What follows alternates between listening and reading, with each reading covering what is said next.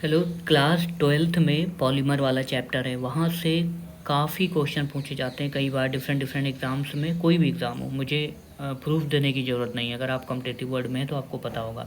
अब उसी पॉलीमर वाले चैप्टर में दो टॉपिक हैं, उसके सब टॉपिक जहाँ से सबसे ज़्यादा क्वेश्चन पूछे जाते हैं। एक तो प्लास्टिक के बारे में और दूसरा रबड़ के बारे में। तो इस वीडियो में हम प्लास्टिक के बारे में बात करते हैं। अब प्लास्टिक आपको पता ना, ये रिएक्शन नहीं करते हैं। कई बार स्ट्रॉन्ग होते हैं, कई बार सॉफ्ट होते हैं, ड्यूरेबल होते हैं और पुअर कंडक्टर ऑफ हीट होते हैं। अगर मैं आपको बताऊं कि आपने माइक्रोवेव ओवन का नाम सुना होगा ना, माइक्रोवेव ओवन जो इलेक्ट्रिसिटी पे खाना बनाते हैं।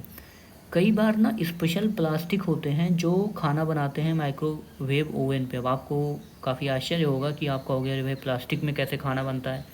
हाँ, प्लास्टिक के बर्तन में भी माइक्रोवेव के ओवन पे खाना बनाया जाता है।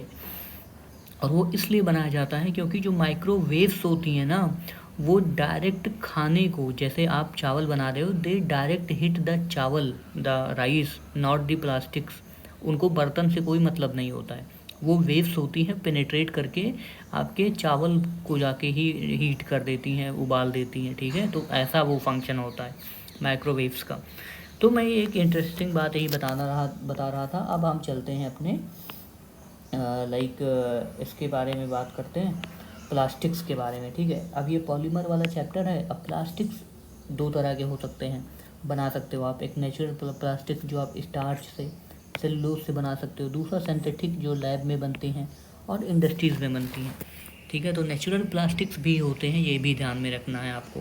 जो स्टार्च से, जो पौधों के सेल्स होती हैं, या ह्यूमंस के सेल, एनिमल सेल, उनसे वहाँ से भी प्लास्टिक्स बनाई जा सकती है। सेलुलोज बोलते हैं ना, फैट जहाँ पे स्टोर होता है। और लैब में बनाओगे, इंडस्ट्री में बनाओगे तो वो सिंथेटिक प्लास्टिक होगा। अब ये जो सिंथेटिक प्लास्टिक्स होते हैं दो प्रकार के होते हैं, एक थर्मोप्लास्टिक, एक थर्मोसेटिंग। अब थर्मोप्लास्टिक वो होते हैं जो सॉफ्ट होते हैं, जिनमें टेम्परेचर करोगे, इंक्रीज़ करोगे या डिक्रीज़ करोगे तो ये क्या होंगे, डिफ़ॉर्म हो जाएंगे, अपनी शेप साइज चेंज कर देंगे। लेकिन जो थर्मोसेटिंग होते हैं काफ़ी हार्ड होते हैं, रिजिड होते हैं, इनका टेम्परेचर का इनका कोई असर नहीं होता है। तो बस आप इतना याद रखना। इनके एग्जांपल जैसे थर्मोप्लास्टिक का है पॉलीथीन, टेफ्लॉन, पीवीसी, ल्यूसाइट। ठीक है, और थर्मोसेटिंग का तो एक एग्जांपल तो आप याद रखना, बेकेलाइट। ठीक है, बेकेलाइट बहुत स्ट्रांग होता है, टेम्परेचर का इसमें कोई असर नहीं पड़ता। दूसरा है मेलामाइन।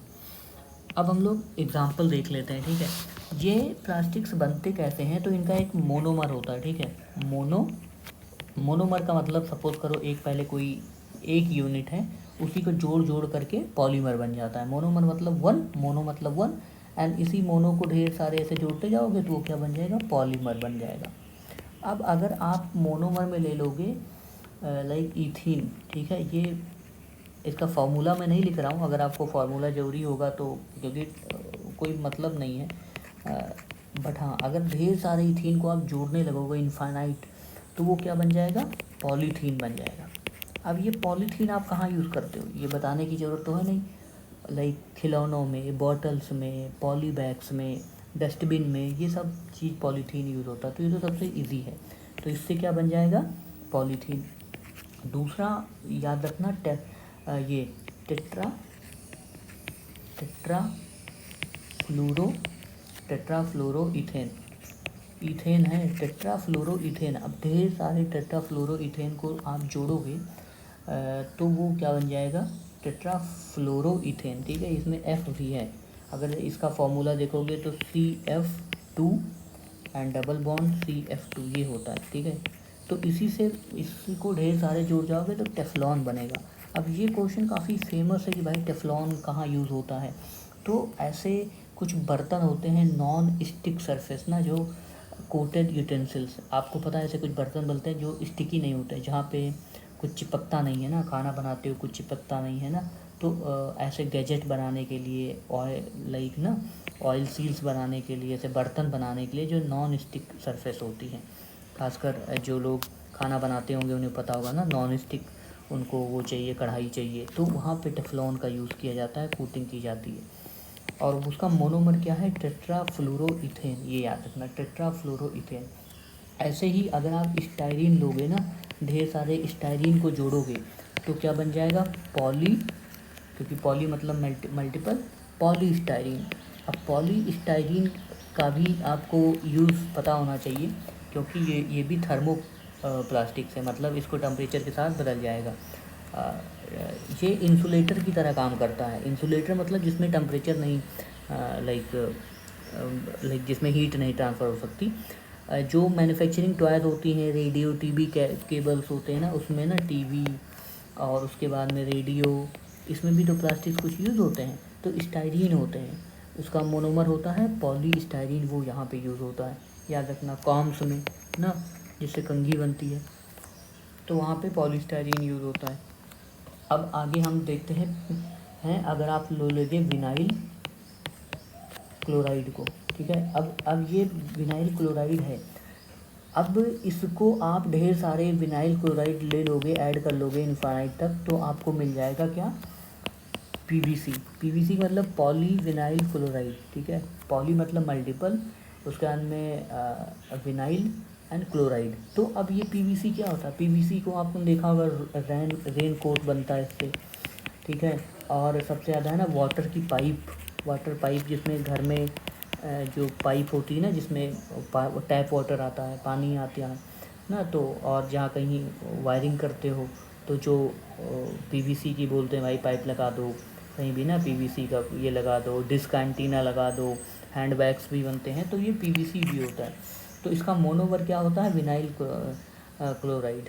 और इसको जोड़ दोगे तो क्या बन जाएगा इसका पॉलीमर?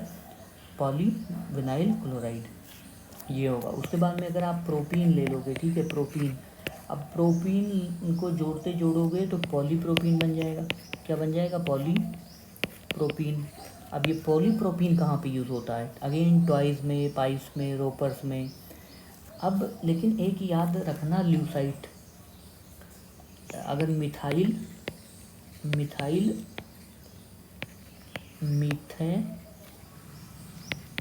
मीथाक्राइलेट, देखो क्या होता है, मीथाक्राइलेट को अगर आप यूज़ करोगे तो इससे बनेगा ल्यूसाइट। ये आपको नया मिलेगा, मुझे पता है। ये ल्यूसाइट को यूज़ करते हैं कॉन्ट्रैक्ट लेंसेज में यूज़ होता है ये। क्या? इसका मोनोमर है मिथाइल मीथाक्राइलेट है, ठीक है, ये क्राइलेट, और इससे बनता है ल्यूसाइट। इसका पॉलीमर का नाम है ल्यूसाइट, और ये कॉन्टैक्ट लेंसेज में यूज़ होता है, ये आप याद रखना, ठीक है। अभी हम लोग चलते हैं थर्मोसेटिंग के बारे में। थर्मोसेटिंग मतलब जो काफ़ी रिजिड होते हैं, तो उसमें एक एग्जांपल याद रखना, पॉलीमर का नाम है बेकेलाइट। और ये बेकेलाइट बनता किससे है?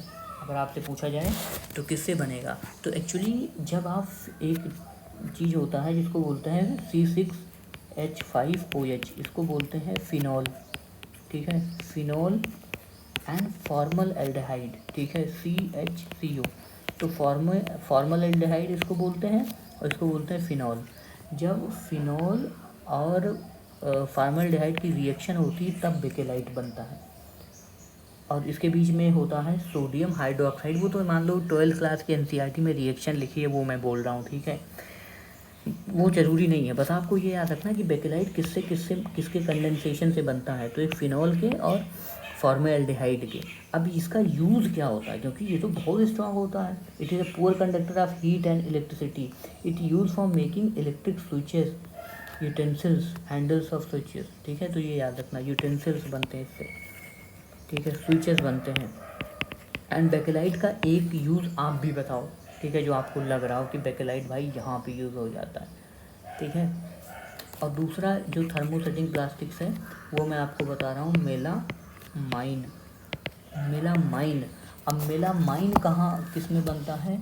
तो अनब्रेकेबल किचन वेयर्स, ठीक है, मतलब ऐसे किचन के जो बर्तन होते हैं जिनको तोड़ा ही नहीं जा सकता, फैब्रिक्स, ऐसे बर्तन जिसमें आग ही नहीं लगती है, उसमें मेलामाइन यूज़ होता है।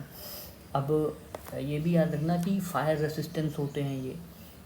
तो आपको बस यही एग्जांपल्स प्लास्टिक्स के बारे में याद रखना चाहिए कि हमने मेलामाइन देखा, हमने बेकेलाइट देखा, तो ये काफ़ी स्ट्रांग होते हैं, टॉलरेंट होते हैं, अनब्रेकेबल चीज़ों के लिए यूज़ होते हैं ना, जिसमें फायर रेसिस्टेंस, फायर नहीं होती है, ये सब अनब्रेकेबल होता है ये सब, ठीक है। तो ऐसे ही हमने ल्यूसाइट के बारे में देखा, जो कॉन्टैक्ट लेंसेज में यूज़ होता है। प्रोपीन के बारे में देखा, लाइक ना। अब प्रोपीन कहाँ पे यूज़ होता है? टॉयज़ बनाने में, ये बनाने में। पीवीसी आपको पता है, पाइप बनाने में।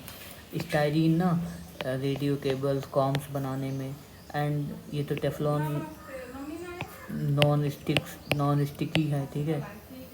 और इथीन है, ठीक है, पॉलीथीन बन जाता है। ये तो आपको पॉलीथीन हम लोग आज भी अनफॉर्चुनेटली यूज़ ही करना पड़ता है। तो दीज आर थिंग्स